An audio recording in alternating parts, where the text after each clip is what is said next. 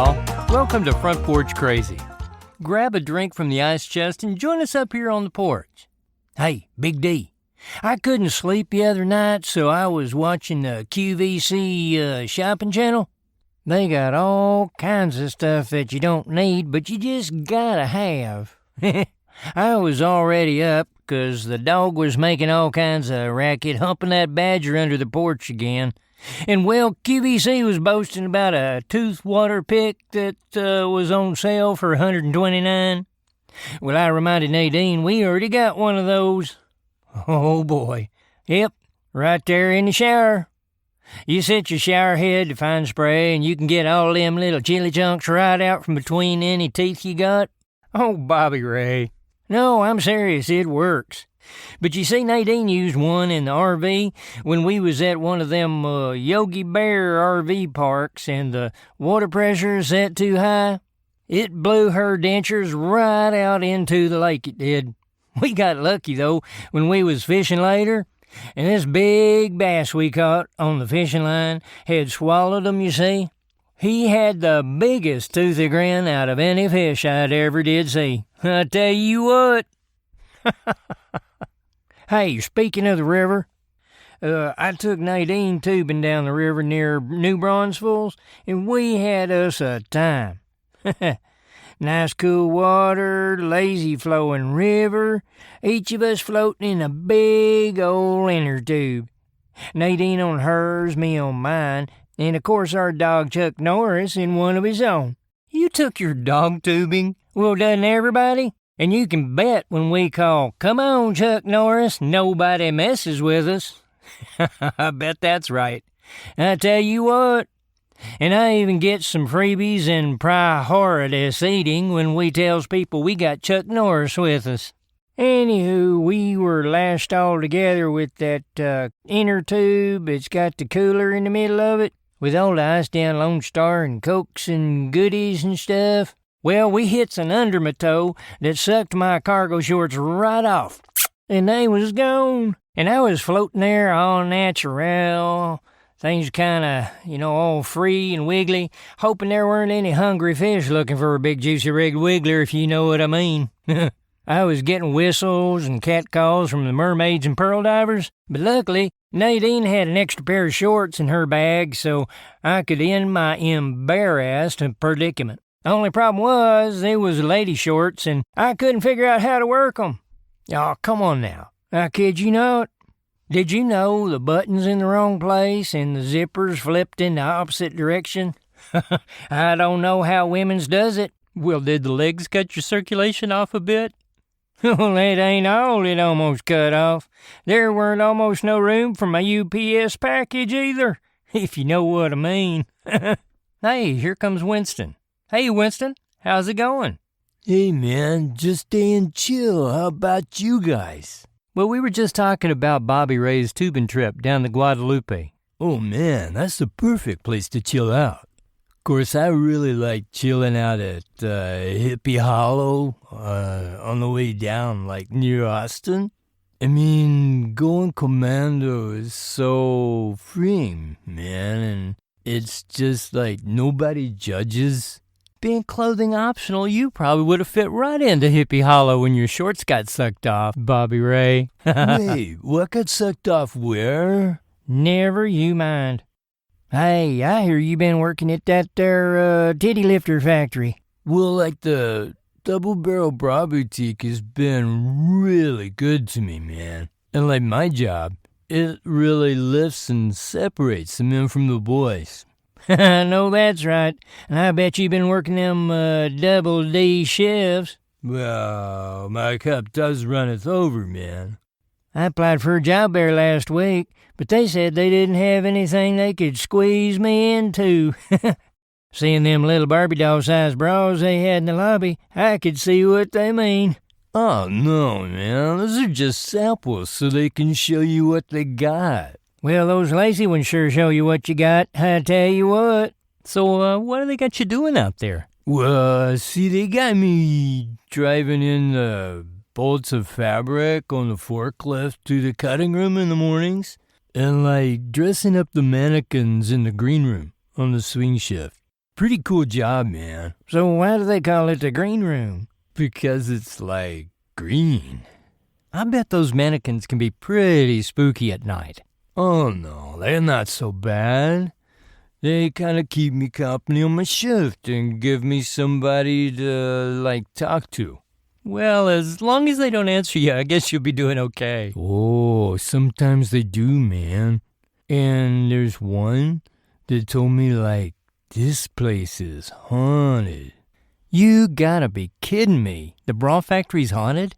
Excuse me. All you got from them was that it was haunted? He said them mannequins is talking to him, too. Hey, Winston, what you been smoking in that green room there? No, man, I don't smoke on the job. I take my work seriously. And anyway, it would, mess up the suppleness of the bra and destroy that delicate floral bouquet. Well, I know something sure smells here. And there's one. She looks like Lady Gaga. So I kind of call her Lady Ganja. She has that multicolor hair and smooth, deeply tan pale skin.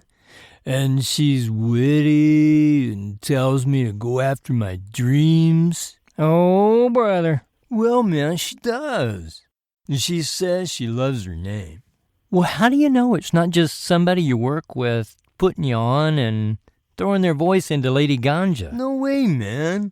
The green room is one of the few rooms in the factory where we have a status board that shows where people are and when they're on the property, man. On the swing shift, it always shows just one, and that's like me. Well, it does sound like it'd be hard for somebody to sneak up on you. Well, that's what I'm talking about, man. It's just me on the monitor there. Until one night last summer, I had just finished dressing up all the mannequins in the new summer Cozumel bra and panty line, and had just settled down for my snack break with Lady Ganja. See, I was eating a cup of soup and some homemade brownies, and she was telling me about a store she'd worked at down in Cozumel before coming to the bra boutique.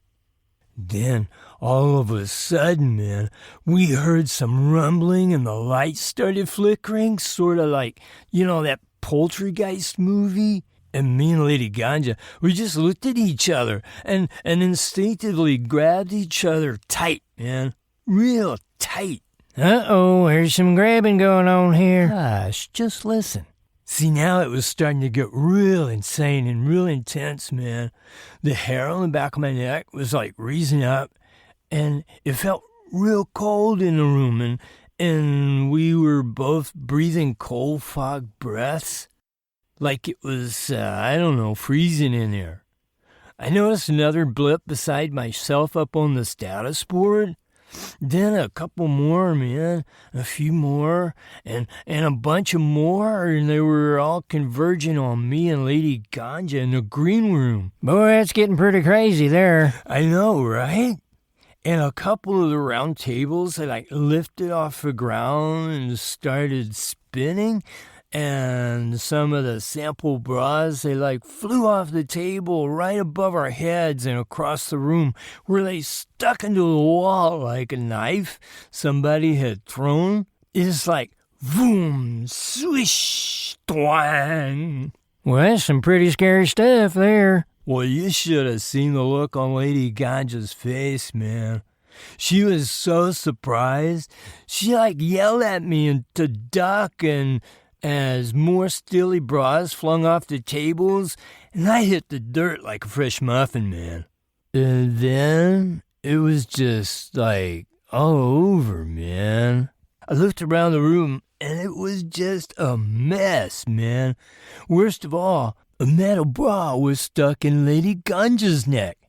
And her head fell off, man. Oh, no, what'd you do? Well, man, I'm not really quite sure what happened after that.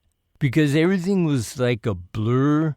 The room went all foggy and colder than it was. And if that was even possible, man. And I couldn't see anything for a while. The weird thing was, when the mist lifted, everything was like back where it started. Only one dot on the monitor. And Lady Ganja's beautiful head was back on her lovely shoulders. I was so relieved, man. I'll be dang. It was all just a dream. No, man. That's what I was starting to think, too. But as I got closer to Lady Ganja's face, her regular smile had changed to like a grin, and there was this real wet tear just running down from her left eye. So maybe she did save you from the ghosts that night. Oh, without a doubt, man. Without a doubt. And we're planning a trip to Cozumel to unwind and celebrate after that one. Well, even I don't blame you for that one. We showed some happiness there. Absolutely. Today's episode brought to you by Amy Skunk Begone for getting rid of that just skunked bouquet. If the dogs run from you when you comes in from the field, it's time for Amy's Skunk Begone. Now available in Mesquite Barbecue. Well, that wraps it up for this week. Y'all join us up again next time on Front Porch Crazies. Thank y'all for coming by. Front Porch Crazy and its characters were created and performed by Michael Sessoms. Be sure to like our podcast and come back again next week for more crazy stories. See you then.